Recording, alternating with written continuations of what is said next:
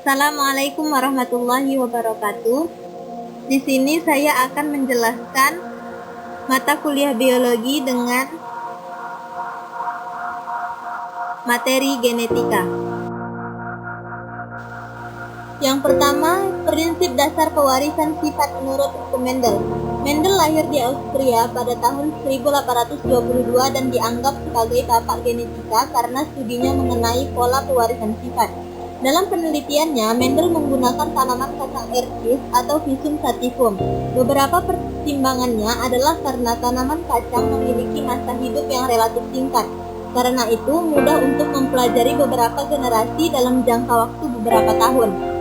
Selain itu, tanaman kacang ercis juga menunjukkan beberapa karakteristik yang berbeda. Karenanya, akan lebih mudah untuk mempelajari pewarisan sifat dari tanaman tersebut. Bunga dari kacang ercis mampu melakukan penyerbukan silang sendiri dan dapat menghasilkan galur murni.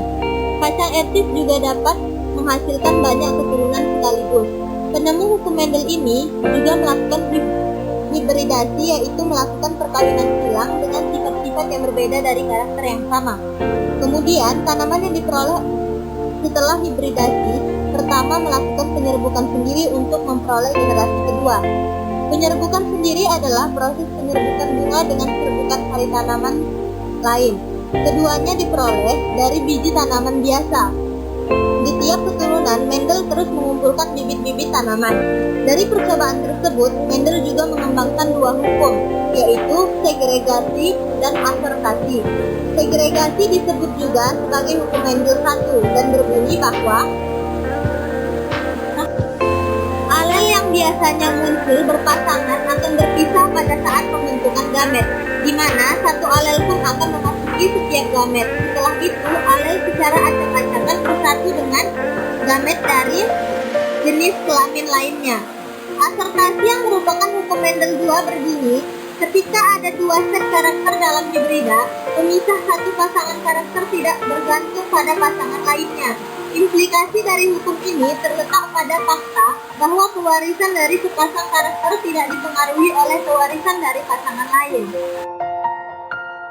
Selanjutnya, struktur dan fungsi kromosom. Kromosom tersusun atas molekul DNA yang membawa kromosom. Kromosom dikatakan sebagai benang pembawa sifat karena sifat-sifat makhluk hidup pada dasarnya tersimpan di dalam DNA yang terdapat di dalam kromosom. Nama kromosom diberikan oleh Dyer pada tahun 1888, sedang Morgan pada tahun 1933 menemukan fungsi kromosom dalam pemindahan materi-materi genetik. Kromosom yang dapat diamati dengan mikroskop pada saat sel sedang membelah secara mitosis atau meiosis. Fungsi kromosom. Pada kromosom berdasarkan fungsinya dibagi menjadi dua, yaitu kromosom tubuh atau autosom A ialah kromosom yang berfungsi melestarikan sifat-sifat tubuh. Yang kedua, kromosom seks atau genotop ialah kromosom yang menentukan jenis kelamin. Kemudian struktur dan fungsi DNA dan RNA. Struktur DNA. DNA merupakan materi genetik yang terdapat pada semua sel makhluk hidup dan kebanyakan virus DNA membawa informasi yang diperlukan untuk sintesis protein dan replikasi. Struktur DNA rantai heliks, ganda atau double helix. Setiap rantai adalah polinukleotida dan terdiri atas nukleotida. Masing-masing dari nukleotida tersusun atas 3 unit, yaitu gula, basa, dan fosfat. Di dalam nukleotida terdapat nukleosida, yakni gula yang berpasangan dengan basa. Setiap nukleotida dalam polinukleotida dihubungkan dengan ikatan kimia yang sama atau ikatan basa. Struktur nukleotida terdiri dari satu molekul gula. Ada dua macam gula, yaitu ribosa atau pentosa dan deoksiribosa atau aldopentosa. Pasangan basa. Pasangan basa terdiri dari dua macam, yaitu basa purin dan pirimidin. Purin terdiri atas adenin A dan guanin G dengan ikatan tunggal hidrogen, sedangkan pirimidin terdiri atas sitosin dan timin. Pasangan biasa dihubungkan dengan ikatan hidrogen. Purin berpasangan dengan piramida A dan T dengan 2 ikatan hidrogen, sedangkan G dan S dengan ikatan hidrogen dengan 3 ikatan hidrogen. Fosfat. Fosfat yang dihubungkan dengan gula pentosa membentuk sebuah ikatan yang disebut ikatan fosfodiester. Fungsi utama dari DNA ialah sebagai pembawa materi genetik. Namun demikian, fungsi DNA sangat luas, yaitu sebagai membawa materi genetik dari generasi ke generasi berikutnya, mengontrol kehidupan secara langsung maupun tidak langsung, sebagai autokatalis atau pengandalan diri, sebagai heterokatalis atau melakukan sintesis terhadap senyawa lain. Struktur DNA. RNA merupakan makromolekul yang berfungsi sebagai penyimpan dan penyalur informasi genetik yang hanya terdapat pada virus tertentu. RNA merupakan rantai tunggal polinukleotida atau disebut juga single helix. Setiap ribonukleotida terdiri dari 3 gugus molekul, yaitu 5 karbon, basa nitrogen, dan gugus fosfat. Berbeda dengan DNA, pasangan basa pirimidin RNA terdiri dari sitosin dan urasi. Pasangan basa purin terdiri dari adenin dan timin. Fungsi RNA. RNA berfungsi sebagai penyimpan informasi sebagai perantara antara DNA dan protein dalam proses ekspresi genetik karena berlaku untuk organisme hidup. Perbedaan DNA dan RNA. Bagian sentosa DNA ialah ribosa, sedangkan pada bagian sentosa RNA ialah deoksiribosa. Bentuk molekul dari DNA ialah heliks ganda, sedangkan pada bentuk molekul RNA yang berupa rantai tunggal yang berlapis sehingga mirip dengan rantai ganda. RNA mengandung basa adenin, guanin, dan sitosin seperti DNA, tetapi RNA tidak mengandung timin yang sebagai gantinya RNA mengandung urasil. DNA berada di dalam kromosom, sedangkan RNA bergantung dari jenis RNA seperti RNA Duna yang terdapat di nukleus RNA dan RNA T yang terdapat di sitoplasma, sedangkan RNA R atau RNA ribosom terdapat di ribosom. Secara alami, DNA membentuk RNA, sedangkan RNA membentuk protein yang penting bagi makhluk hidup seperti membentuk otot darah, organ tubuh, hormon, enzim, dan lain-lain. Proses sintesis.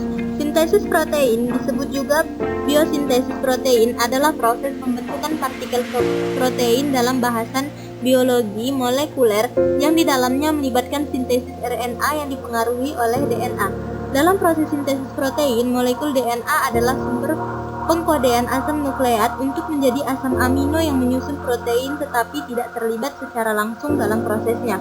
Molekul DNA pada suatu sel ditranskripsi menjadi molekul RNA. Molekul RNA inilah yang ditranskripsi menjadi asam amino sebagai penyusun protein. Dengan demikian, molekul RNA lah yang terlibat secara langsung dalam proses sintesis protein.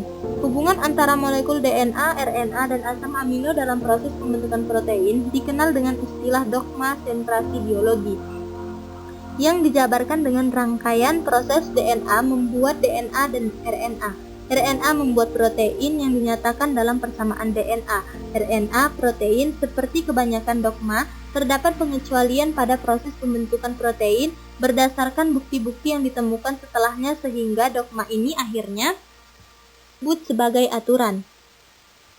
3 aspek penting dalam mekanisme sintesis protein adalah lokasi berlangsungnya sintesis protein pada sel, mekanisme berpindahnya informasi atau hasil transformasi dari DNA ke tempat terjadinya sintesis protein, dan mekanisme asam amino penyusun protein pada suatu sel berpisah membentuk protein-protein yang spesifik.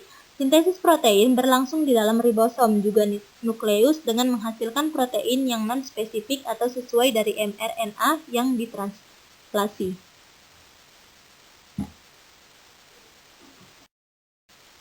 Selanjutnya, rekayasa genetika. Rekayasa genetika ini ialah suatu bioteknologi yang meliputi suatu modifikasi genetik, manipulasi gen, DNA rekombinan, teknologi serta juga cloning gen dan genetika modern itu dengan cara menggunakan segala jenis prosedur. Tetapi untuk istilah dari rekayasa genetika dengan secara meluas itu ialah menggambarkan manipulasi atau pemindahan gen itu dengan cara membuat DNA. Rekombinan itu dengan melalui penyisipan gen di dalam upaya untuk bisa mendapatkan produk baru yang lebih baik atau unggul.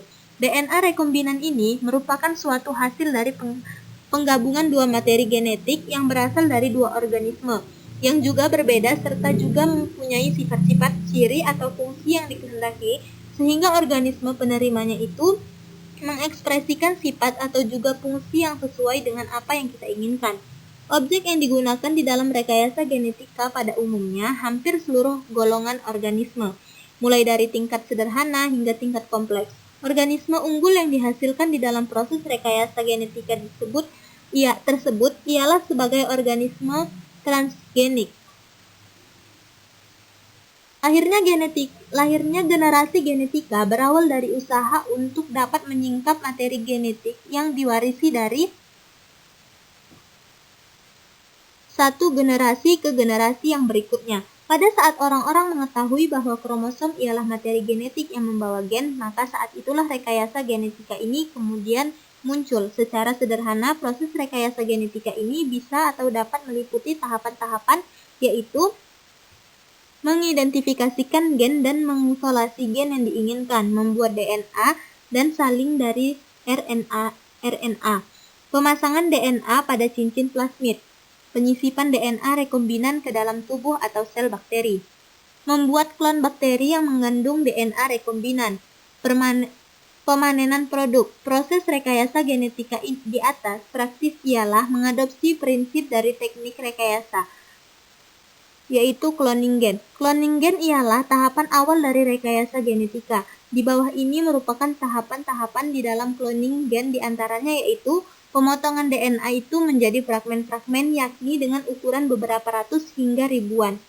kilobase. Kemudian fragmen itu dimasukkan ke dalam sebuah vektor bakteri untuk cloning. Segala macam vektor itu didesain untuk dapat membawa DNA dengan panjang yang berbeda. Tiap-tiap vektor hanya mengandung DNA yang setelah itu teramplikasi membentuk suatu klon di dalam dinding bakteri. Dari setiap klon, sejumlah fragmen DNA itu kemudian akan diisolasi yang setelah itu akan diekspresikan. DNA rantai tunggal ini akan diubah menjadi rantai ganda, yakni dengan bantuan DNA polimerase. Fragmen DNA yang dihasilkan itu selanjutnya dikloning ke dalam plasmid untuk kemudian menghasilkan bank DNA. Nilai-nilai Islam yang berkaitan dengan pewarisan sifat pada manusia. Ayat-ayat Al-Quran yang berkaitan dengan pewarisan sifat yang diharapkan adalah sifat-sifat unggul seperti dalam Quran Surah Al-Ahqaf ayat 15. Yang artinya, kami perintahkan kepada manusia supaya berbuat baik kepada dua orang ibu bapaknya. Ibunya mengandungnya dengan susah payah dan melahirkan dengan susah payah pula. Mengandungnya sampai menyapihnya adalah 30 bulan, sehingga apabila dia telah dewasa dan umurnya sampai 40 tahun ia berdoa, "Ya Tuhanku, tunjukilah aku untuk mensyukuri nikmat Engkau yang telah Engkau berikan kepadaku dan kepada ibu bapakku, dan supaya aku dapat berbuat amal yang soleh yang Engkau ridhoi. Berikanlah kebaikan kepadaku dengan memberi kebaikan kepada anak cucuku. Sesungguhnya aku bertaubat kepada Engkau, dan sesungguhnya aku termasuk orang-orang yang berserah diri." Quran Surah Al-Ahqaf ayat 15. Wassalamualaikum warahmatullahi wabarakatuh.